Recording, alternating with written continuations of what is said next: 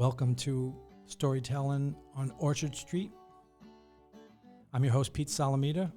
We are in the broadcast studios, or should I say podcast studios, of P&T Knitwear Bookstore, 180 Orchard Street, Lower East Side of New York City. Sitting with me is a long-time friend, an artist, storyteller, all-around cool guy, Mr. Adam Selbst. Welcome to Storytelling, Adam. Great to be here. Say it again. I want to make sure I heard it. Yeah, are you getting it? Yeah. Are we getting it now? That sounded dead for a second. It did sound dead. I don't know if there's something wrong with that mic or not, but just stay close to it like that. All right, you got it. All right, I'll stop fucking around. Yeah. So I've been doing poetry. I put a book out in May, and since then I've been really busy doing open mics, and I'm actually been asked to do some features. And I came here and did a feature here at the bookstore, and I said, "Wow, they got a podcast studio." And it turns out maybe I shouldn't say this because then it's going to be hard to book, but it's free. And I kind of so I kind of thought about, well, maybe I'll do a podcast. And I didn't plan anything, but somebody once said, your poetry is really good, you should do a podcast. And I was like, well, sure, I'll do a podcast. And I just booked a studio, and I got some of the people I've been meeting at the at poetry readings to do some segments. But I called it Storytelling on Orchard Street, so I wasn't pigeonholed to just poets. Love it. Right. And so I could have, I have a friend that might come on that does writes plays. I could have a musician because that's storytelling, or people interested in art in some form. And it occurred to me to ask you because you are a hilarious storyteller. And I didn't know that about you. I've known you for a long time, but it's been a while since we really were able to. Yeah. The background is my wife's off the camera because she doesn't like to be on the camera, but she's in the studio helping out with the tech. And Jill's worked with SJI Studio Associates for. It's a great place for her to work. She's had a great career there, and you've worked there. You worked there for a number of years. You left, came back, and now you're still there. I've left, come back. I'm like technically one of the oldest people who's been there. It was my very first job out of school. And we share a couple of things. I was 23. Yeah, and we found out at some of the SJI parties, they throw great parties, by the way. They really do. I DJ'd a bunch of them. I don't know if you remember those. I do, and you catered some too. I did. Right? Yeah, I catered and DJ'd. And I took the one time I was a DJ and the photographer at the same time. But anyway, we would hang out at parties and discovered, number one, we both went to Southside High School in Rockville Center. That's true. Which is, what's funny? I forgot about that until I listened back to one of your stories. Did you? Yeah. I remember that. You went to school with Dave Attell and... Yeah, I didn't know him, but yeah, I don't know if I'm older. I think I'm older than him. I think he's in between me and you somewhere. About Howard Stern? There's a history of comedians coming out of Southside. Right. Amy Schumer. Did she come there? Go there? Yeah, she went to Southside. The lead writer of the Daily Show for the original Daily Show. Holy cow. Oh my God, I'm forgetting his name. He went there. Right. Well, I'm not funny. You mentioned, but I am. I think I'm artistic to some degree. So absolutely. But I don't think. That's like SJI. I'm sorry, that's Southside's thing. But Southside didn't seem like a very nurturing place for the arts. No, I wouldn't. I wouldn't say so, but it was. Right. It was a good school in a fairly wealthy suburb. So whatever you wanted to do, they would. Right. They would encourage it. They gave you opportunities, right? Certainly. Yeah, so we did that, but we also both worked for the Parks Department. Me for Nassau County Parks Department, and you for the town of Hempstead Parks Department. Yep. Yeah, and we used to talk about, and we just brought this up again. We had an idea of doing something, combining our stories, because crazy stories. I mean, my experience, and I think your experience would be the same. Is if I could write well, I mean, I write short things. I've never written anything really that long. I'm actually working on a couple short stories. I've never written a play. But I kind of liken the stories I have. It's almost like reading Bukowski or Miller. Right. Him in the post office. Right, exactly. Just hating it, but dreaming of something else, but unwilling to let go. And the characters that you meet. Yeah. So the thing with we were going to call it parkies, or you could call it lifers, because there's that mentality. Like it's actually, it was a good job and it had great benefits. And if I had stayed there, I would have been able. They gave you benefits? Well, I was full time. I was full time. My God. Yeah, it wasn't just the summer thing. It was a full time job, and the benefits and pay was really good. And if I had stayed there, I would have retired in my 40s or 45 or something. Oh, it's crazy. Yeah. And I don't know, but then at the same time, you pay time, for it. Well, yeah, my brain cells. You lose a lot of brain cells. You pay one way or you pay the other. Like they give you the money, but right. So it would not be the same Pete that I'm sitting with now. So is this a good lead up to? Can you read the one about the puppet? Oh puppet yeah, bus? absolutely. I would love to. And why didn't that ever come up? Like, how did we not talk about the puppet bus? Did we not? I thought that's what gave us the idea to do this, because you wanted to do this, the play Parkies, and I was riding my bike over here, and I was thinking like, God, if you still wanted to do that, that would be great. And I was like, of course, I don't know how to write a play. I was like, I don't either. Pete, well, I didn't know that. I thought you did. I thought you had all the guts of the play. I was like, well, Pete can write the play. I do have it sketched out. Pete knows what he's doing. 3 acts. Like, I don't know how to do that. But I was like, I could add color commentary. Right. Like like, I can do small arcs. But anyway, I'll just talk about how I got into the Parks Department. Right. And talk about the puppet bus, right? Yeah, of course. Just the whole thing. Yeah. The Okay, whole, good. all the shenanigans. Go for it. So like, I think I was like 17 years old, and I was in Southside High School, and I was sitting in Mrs. Shapiro's civics class. Do you know Mrs. Shapiro? You know, it's funny that because people talk about teachers, and I can't. I don't know if I can remember one name. That's okay. I can't either. So I just made this one up. Okay, good. So there's no way you would remember her, because I just now. like, it's totally off the top of my head. Do you actually anyway. know? Do you actually remember a name? You just don't want to say. No, I don't. Oh, okay, good. No, I have no way. I don't know a single person's name. I just made this up. So. Okay, good. But I was sitting in, for the sake of argument, I'm sitting in Mrs. Shapiro's civics class. Okay. And she was a real teacher, even if that's not her name. And if you knew anything about this woman, you knew that you could not graduate without her class. Okay. You had to pass civics, and you could not pass civics unless you registered to vote. Okay. And I was into that. You know, I was like a young, like, I didn't fit in Rockville Center very well. I didn't either. I was like some young, like, kind of like punk rock kid. I didn't know what I was doing. I was a total doodle, like just an idiot. But some things have never changed. Absolutely. Still, like, you know, my parents left Brooklyn and moved to Rockville Center, and I was funny just because my father moved from Brooklyn to he moved to marry my mother, but so there's the Brooklyn Rockville Center connection. My parents both lived in Brooklyn, and they moved, and I resented it like my whole life. You like even as a little kid, I was like, we would visit their friends in Brooklyn. While after you were born? No. Oh, okay. No, and before, but I was like, no, they had a nice place in Park Slope. Right. I was like, oh God, could you imagine if they had kept that? Man, Jesus. But yeah, I've never thought of that before.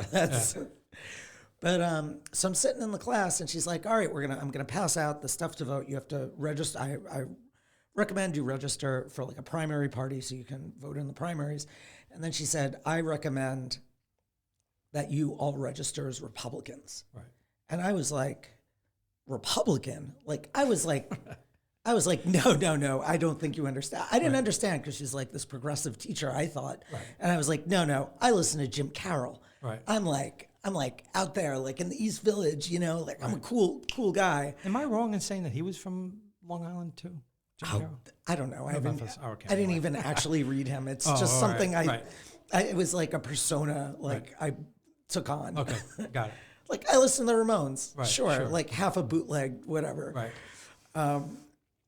Yeah, it's not a deep cut, but I was like, there's no way I'm registering Republican. And then she explained why. And the reason was that if you wanted one of these cushy beach jobs that the town of Hempstead on Long Island provided as just like a make work program, like just eating taxes, just to provide to everyone's kids when they came back from high school, like college. Right. She's like, if you want this, you have to register as a Republican, because they only give it to Republicans and they'll check. And I was like, well, okay, I guess that's how I became a Republican. Right. Ideals set them aside. Right. I was like, no, I wanted the cushion. I had always dreamed of having, I was like a kid going to the beach, and I would see these lazy college students just sitting there telling people like, no, you can't go in the pool with shoes on, you know, fuck off. And I was like, that's what I want to do. Right. Like, that's my dream. And I was like, oh no, I can't give up on my dream. You have to make sacrifices. Right. So I'm a Republican now. So I show up on my first day of work, and the first person I meet is this guy, Jimmy. And as far as I could tell, Jimmy's like 93 years old. And as near as I can see, his whole job is to just walk around setting random fires. And I realized two things at that point, like Jimmy. Like, for one, I should probably stay away from Jimmy. Right. Because I had just started. I didn't need that mess. But also, like, I could not be fired. None of us could be fired. I was like, oh, is this what it's like to be a Republican? Really hard. It's really hard to get fired from the Parks Department or Town of Hempstead. You're telling me. Tell Jimmy. He's probably still there. Yeah.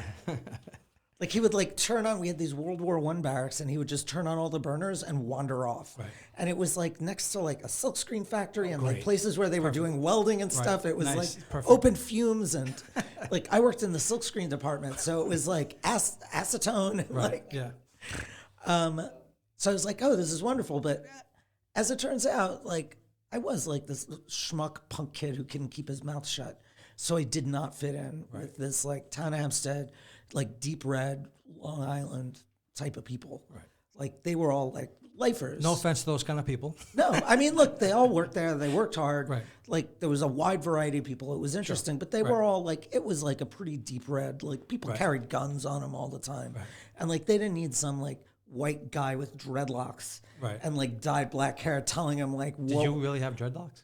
It was unfortunate. But, yeah, I did. I did. That's It was 1992, and it wasn't okay for white people to have them then, but I didn't know. You know, I don't think dreadlocks ever look good on white people. I'm sorry. Well, they look particularly bad on me. I bet.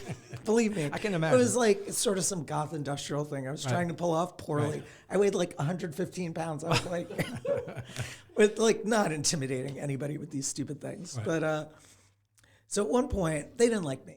Right. They didn't want to work with me. So at one point, my boss, Jack, calls me into his office and he's like, Adam, come here, sit down. He would do this a lot. Right. Sit down. How would you like to work alone for the rest of the summer? And I was like, work alone? What do you mean, Jack? And he goes, we've got the perfect job for you. We're gonna set you up with a bus full of puppets, and you're gonna drive all over Long Island, put on puppet shows for little kids. Did you think he was serious? I mean, it sounds like a joke almost. A busload of puppets. I did. He sat me down in his office, and he looked me. He's this giant Irish dude, and he looked me dead in the eye, and I know. By the way, that's a potential for a band name, the Puppet Bus. Puppet Bus. I know what he was saying was that, like, we want to get rid of you. Right. No one wants to work with you. But what I heard at the time was showbiz. Right. Kid, we think you got it. Like, you've been chosen. You're going up. Right. So I was like, sure. He was like, all right, here's the bus. Get in it. And it was like a commercial vehicle that I was not licensed to drive, but I was a Republican. You could do whatever, like, it didn't matter. By the way, if from the way you told the story on YouTube, he's available on YouTube if you want it. This is available. Other things are. You didn't even have a license. Well, I had a driver's license, but not for this. Oh, okay, I got that. I did have. You had a license. I did have a regular driver's license, but not like a commercial one. Right. And I certainly didn't know how to drive this thing. I didn't know it was like no windows, like. Right. You know, it had a trailer. Right. Like, he goes, try and back up. Right. And I did, and the thing immediately jackknifed. And he's like, all right, try not to kill yourself. Off you go. Oh, that's funny. So the way this job worked is that, like, I would work with a different puppeteer every week. And I wasn't putting on the puppet shows because I didn't know from puppets. They showed me how to set up the sound. I would drive the bus. Easy peasy, right? Mm-hmm. So I show up in the morning, hop in the bus, meet the puppeteer. She follows me, and we're going to drive to different points on Long Island. I immediately get on the Southern State Expressway, which is like the main highway on Long Island, which you're definitely not allowed to get on if you're driving a commercial vehicle. By the way, Southern State Parkway. Oh my God. Parkway, wow. It's been a while. Right. Sorry, I've been living in New York for 25 years. It's a little while. I've sort of forgotten my roots. So parkways, expressways, you can drive commercial vehicles. Parkways, you can't. Oh, is that what it is? Yeah, that's what it is. I don't know. I didn't know this until 5 years after this happened, that someone was like, you're not even allowed to have that thing. You can't go. And I was like, well, they shouldn't have let me get in it in the first place. Robert Moses actually developed the parkway system, and it was before people really drove cars that much, and the purpose was to get from one to the parks. Yeah, I heard he really did a lot to advance the city. Yeah. Well, that's people really subject. like that guy now these days. I'm sorry. Keep going with your story. No, it's great. So I hop on the Southern State Parkway, and I start driving. And to get to this particular park, we had to go through a toll booth, which I hadn't planned on. And this was like maybe 1993, I would say. So you remember, it's this liminal period between when there was like a person who would take your money, and they had Easy Pass, and what you had was like kind of a robot basket, and you would just like fling coins into the basket. Remember it well. And if it it would like count your change, and then the thing would go up. So I parked in there, and I realized I didn't have any change. Yeah, I was like 18. I had no money. I didn't have. I was just wearing like a pair of Jinkos, like those jeans with the dread, and I had the dreadlocks. And the puppeteer sort of boxed me in. So I hop out to ask her for 50 cents or whatever the thing costs. And I see her gesticulating wildly, like pointing behind me. And I turned around and looked, and the puppet bus had slipped into drive. I mean, this would be funny even if it wasn't a puppet bus, but that just, it just makes it even better.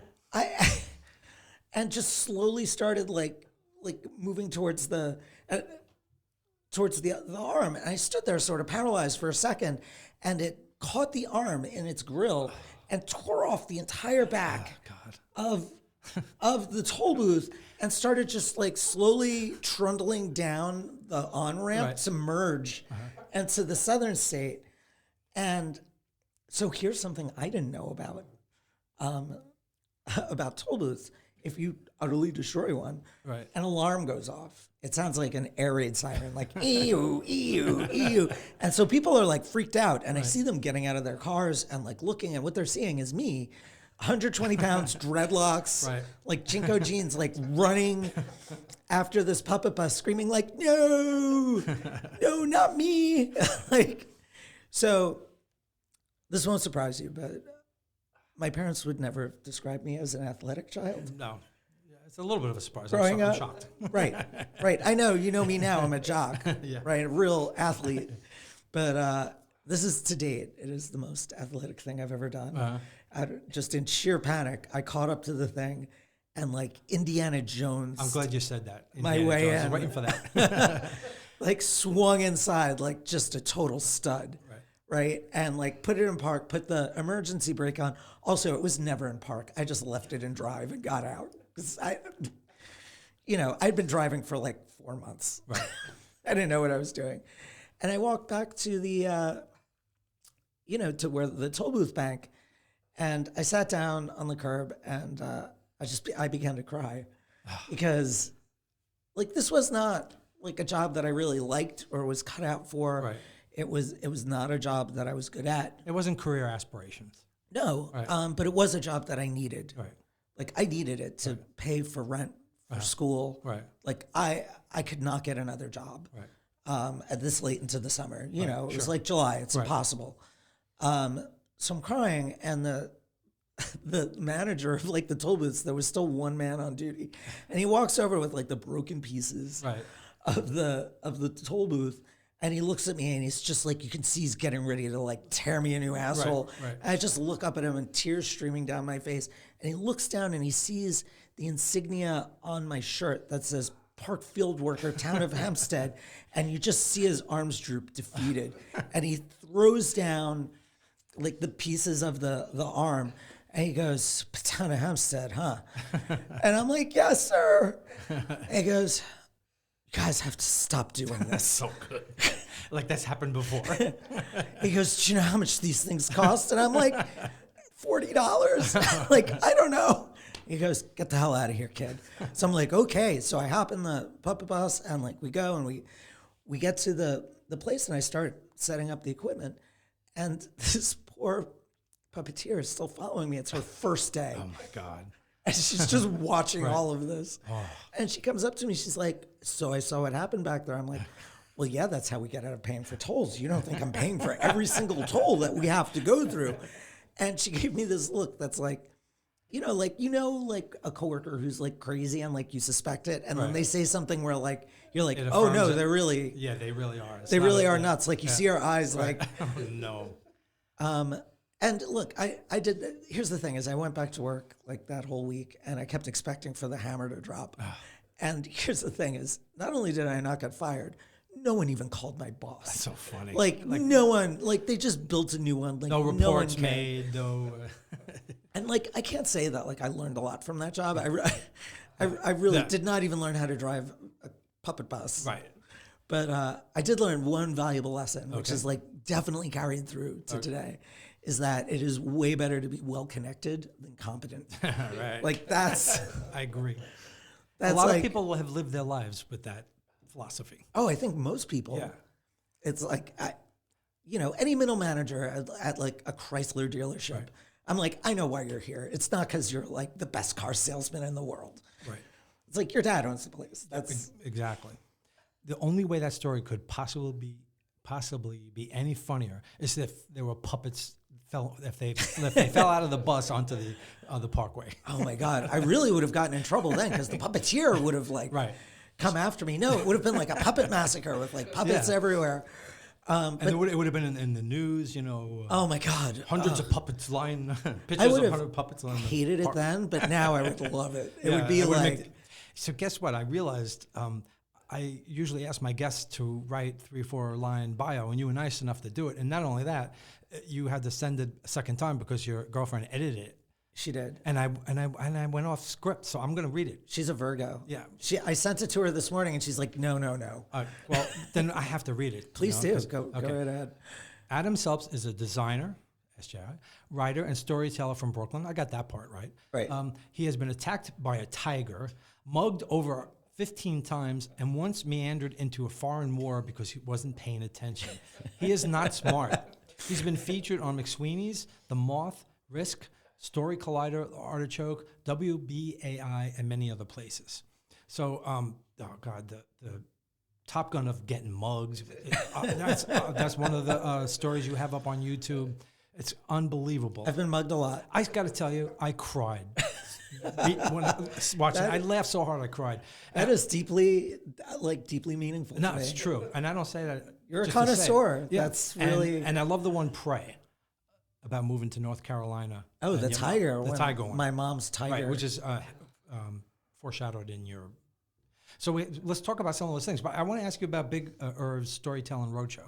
Yeah, that's great. So years ago, I ended up moving into this artist collective that was basically an abandoned bodega in Williamsburg, Brooklyn. And I was like a little down on my luck, and they had like basically a storage closet. And my friend Steve, who I knew from doing a poetry series at this place called Bodega in Bushwick, okay, where I did storytelling, he did poetry. He was like, look, man, just come move into this little storage unit. And it was like $400 a month or something in the middle of like Williamsburg. Right. And I stayed there long enough where I ended up getting put on the lease, and like I was running this stupid thing, and it had like a stage in the living room. It was really cool. Right. And I started up a storytelling show there.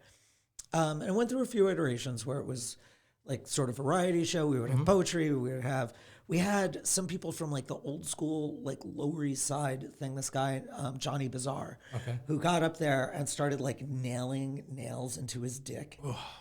And it did not go over great. Part of, and not because of his dick, but because his show was actually pretty racist. Oh, really? Yeah. Okay. Yeah, and he was like, "I'm sorry, you never know how it's gonna go. Right. Next time, I'll do it differently." And I was like, "Next time?" Yeah. I was like, "You are assuming a lot. You got up here with a Grover. He had like a Grover puppet with a gold chain." Called Knee Grover, and I was like, God. "You have to leave. Oh God, you have to leave immediately." Right. Like, I was like, "I didn't interrupt your set, but like," and I think he asked me for money for the bus, and I was like, "No, you have to get out."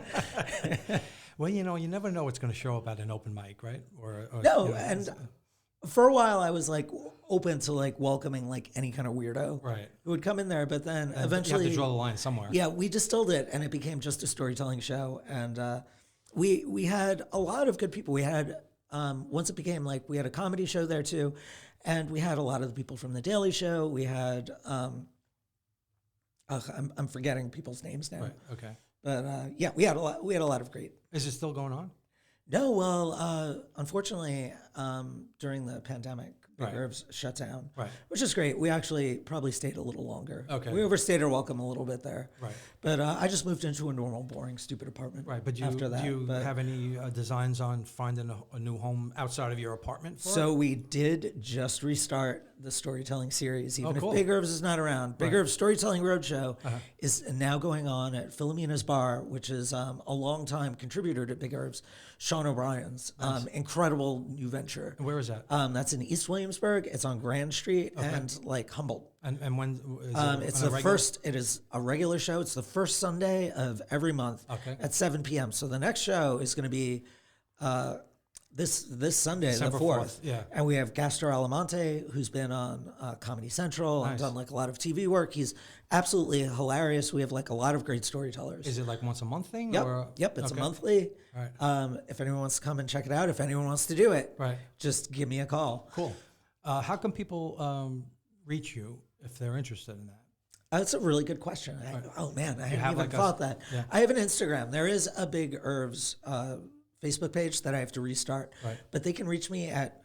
I made a joke name on Instagram, and Noam, this is so dumb. Noam It's Chodsky. Noam Chodsky. Noam Chodsky. Not NOM underscore Chodsky. Right. Okay. I'm sorry, it's so stupid. I was trying to like do promotions, and I'm like, why did I do this? Like.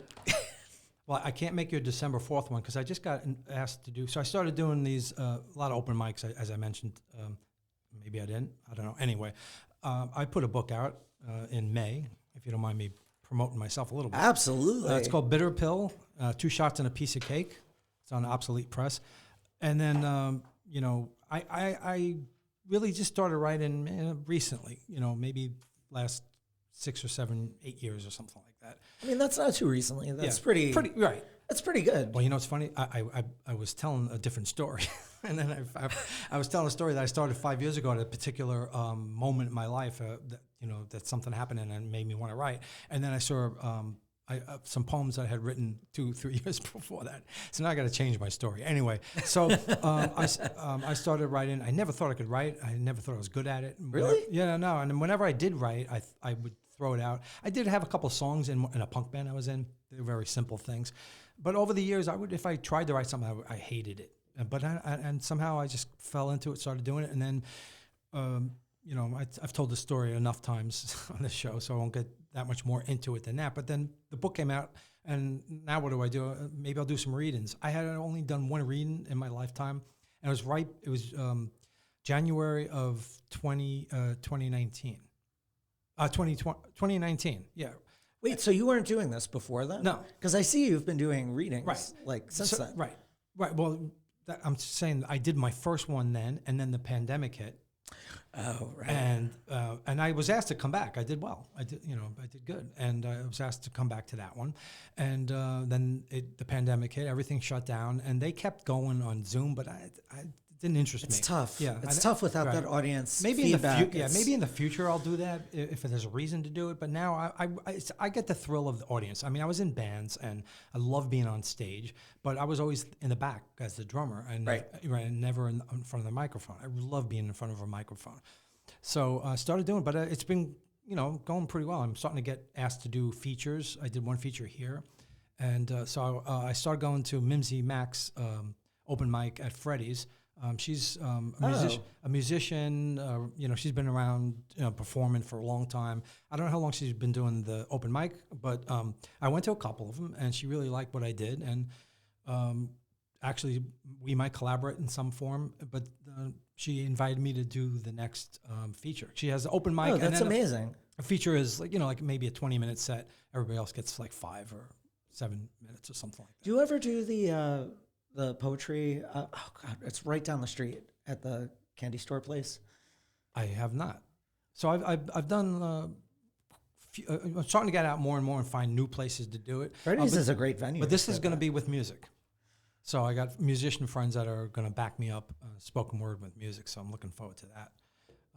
Parkside, that's what I'm thinking. Parkside. I might go tomorrow. They have one on Sundays. They're great. I've done that. I might go tomorrow. So I discovered Freddy's because you guys invited me to a show you were doing there like 25 years ago. Right. And I was like, oh, my neighborhood is cool. Right. Like, I was like, they destroyed that Freddy's because I guess they built the stadium. Right, Barclays Center. Right, but it was like the original Freddy's, and I was like, you guys were like the cool, like I felt so excited and honored to get like invited out to the place. Right, and then they moved to Fifth Avenue and between 18th and 19th Street, which is right in my neighborhood. So I got a gig like 3 blocks away from my house. That's amazing. It's great, yeah. I go there all the time, but it's like, a half-hour bike ride. Holy cow, man, we already blew through 30 minutes. I want to make sure we get something else, another story from you before we go too far. And I don't know what you want to talk about. I mean, stumbling into a foreign war, that's pretty cool. I love to pray. The getting mugged was a pretty long one, so maybe. Yeah, getting mugged was long. I can do pray very quickly. All right, nice.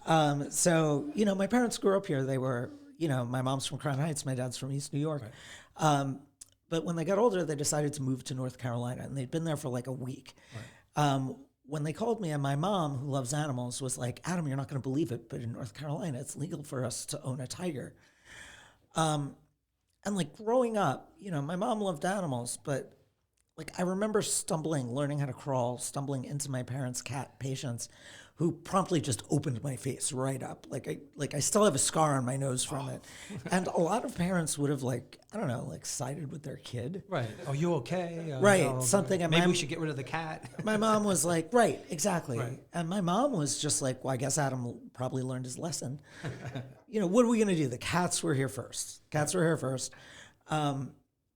So I knew she had a bit of from my perspective, irrational attachment to different animals. And she always loved tigers. They ended up not getting a tiger because they just had an apartment then. Probably a good move, yeah. Well, they had 2 house cats, and she said, these cats were here first and they might not get along. Right. But she started working for a local tiger rescue center. Mm-hmm. Which is like a weird concept in New York, like where are you rescuing tigers from? So I'll explain. See, since it's legal in North Carolina to own a tiger, a lot of people think that's a great idea. So they go out and buy a tiger without thinking that, one, owning a tiger is very expensive. Yeah. They eat a lot of meat, like tons of it every day. You have to feed them. Also, I imagine changing their litter box. Must you go through a lot of litter? Well, they have exactly. Yeah. Like it's so expensive. Also, I don't know if you know this, but tigers are extremely dangerous. Yeah, I would think so. Like once they get bigger, like you really can't control them. They really are wild animals. You can't tame them. But the biggest issue is that once you have a tiger and you're like, oh fuck this, I don't want a tiger anymore. They're really hard to get rid of. Like you can't just call like the ASPCA. Right. But in North Carolina, don't worry, they've worked it out. They have a system. If you have a tiger that you're sick of owning in North Carolina, you can just drive out into the middle of nowhere and just leave it. Just dump it wherever. Right. And I didn't say this was a great system, but whatever, it's what they do. Right. So this is an organization. They have an organization that exists to drive around and pick up all the abandoned tigers. That's crazy. They found 2 tigers, these cute like cubs that were just like Raja and Kayla that were just wandering by the side of the highway. Wow. So my mom started volunteering there, which seemed like a good compromise for everybody. Sure. So I started hanging out there a lot because, they knew my mom. The tigers loved my mom. They would see her and roll over. They would do this thing called shuffling, which is like the tiger version of purring. And you weren't allowed to pet them or anything, but you could Is it really loud? Yeah. Yeah. But there was one that really liked baby food. So my mom would push a can of baby food up to the chain link fence and it would slurp the baby food. They're really cute. Right. So I had a favorite tiger. I won't lie about it. His name was Jelly Bean. Okay. Because he had little jelly bean feet. He was a white tiger. Right. Really cool. And I would always go visit him right away. The only problem was he had a habitat mate named Tex. And Tex was he was a difficult animal. I don't know how to describe this. I guess you would say in tiger parlance, you would say that Tex is kind of an asshole. He's a dick. Yeah. Animals can be dicks. Yes, they really can especially this one. So I would always check to see where Tex was when I went to see Jelly Bean. So I was walking down one day and I scan. I don't see him. So Jelly Bean sees me and comes running over and he rolls over and he's shuffling and we're having a good time. Right. I'm talking to him and he's a giant, 600-pound tiger. He's moving his body around. It's really cute. And somewhere in I see a flash of something. Somewhere deep in the foliage. And I want to reiterate, there's a fence between us. Yeah. The way they build these fences is kind of loose. Uh-huh. It's not a stiff chain link fence. Right. It's real loose because then they can't climb over it. Got it. Because I don't know, they can't figure it out. I don't know. Tigers are actually not that smart. So I look around and I don't see anything. And I go back to Jelly Bean, and then I see another, like a flash, like a tail or something. Right. And I realize it's Tex. And he's like down in the brush, and he's stalking me like a house cat stalking a bird. And it was his tail that I'm seeing. Right. So I turn around to my father and to be like, hey, look at this asshole. He's fucking stalking me. Right. And I see my dad go white. And I turn around, and this is something then, unfortunately, I learned about tigers, which is that, like, tigers won't attack you if you're looking straight at them. You have to, like, they'll wait for you to turn your head to say something like, hey, Dad, look. And also that tigers are just so fucking fast, man. Like, I knew they were. Like, I watched David Attenborough. Sure. But, like, this thing was, like... It's a little different watching it on TV and seeing it in It person. had, by the time I turned around, it had closed the distance and was in the air. And I was leaning against the fence, so it hit the fence. And it was like getting hit by this really soft locomotive. Right. And like I flew back and hit the ground, and everyone came running over like, Adam, are you okay? Except for my mother, who came over and was like so pissed because, you know, Tex could get in trouble. She was like, this is all your fault. And I was like, what are you talking about? I was here first. I was the one. We have rules in this family. Right. And she was like, well, if you weren't acting so much like prey, this never would have happened. And I'm like, I give up. Wow. Like, thanks, Mom. that's growing up in my family. Tough that's love.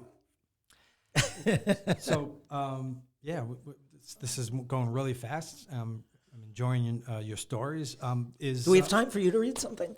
Yeah, but I really have to know how you stumbled into a foreign war. Is that something you do quickly? No, this was so dumb. I decided to have an adventure. This is really quick.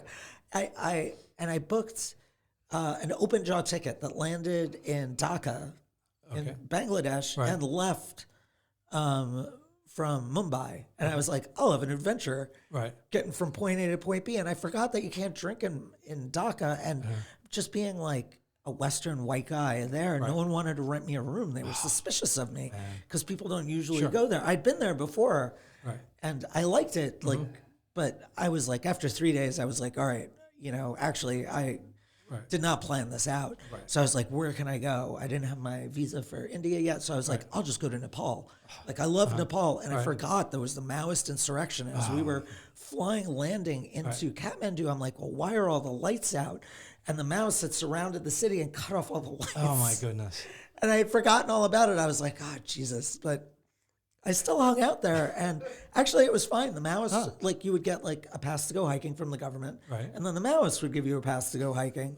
And depending on who you ran into, like what government official, you would show them a different pass. So you were covered either way. Yeah, it was fine. All right. It was actually fine. They weren't after me. Just some douche. Yeah, right. Like some New Yorker. They didn't care. Well, I'm glad that you weren't harmed in your stumbling into a war. I'll read one. I think maybe you'll like this one. It's called Affliction. He had an affliction ever since birth. Not a serious one, mind you, but one that helped form who he was. All his friends and colleagues knew him as the man with the affliction. It suited him well, and he wore it well. But one day he awoke, and the affliction was gone. Some would say it was a miracle and that he should be pleased as punch. Instead, it confused him, for he didn't know who he was anymore, what was going on, and what was he going to do. He called out sick from his job and stayed home for days in a somber state. Finally, it came to him. He would have to pretend he still had the said affliction. It wouldn't be hard to do, for it was all he knew, so that's what he did. He carried on life as if normal in an inflicted way. But it was much more work pretending than he thought it would be. It took a lot of energy and focus to not let it slip. Then one day, as he was crossing the street, he dropped his pretend affliction, and as he bent to pick up, a taxi ran over his leg and severed it at the knee. He woke in a daze in a hospital bed to hear a doctor giving him the bad news. Well, he thought to himself, he now has a new affliction and would not have to pretend to be afflicted anymore. Oh, man, that's great. That reminds me of so many stuff, like some David Sedaris stuff. But the first thing that came to mind was in Metamorphosis. Right. When Gregor, what's his bucket? Oh, God, it's a long time ago I read that. Wakes up and he discovers he's a cockroach. The first thing he's afraid of, he's like, well, how am I going to go to work? Right. Yeah. Like, I need to make money. Right. Like, that's as like. Got it. It's like the crushing state of like our modern world is like, well, this is it. I have to pretend to go. have the affliction. Right. So, anything you want to promote, or this might not be aired for a couple of weeks because I have other ones that are coming out. But is there anything you want to? Yeah, absolutely. The main thing that I've got going on right now is Big Irv's Storytelling Roadshow, and you can see that by going to NOM_Chodsky CHOADSKY at Or what if somebody Googled Big Irv's? You may get it, but you can also just subscribe to the Nonsense List or go on the Skint.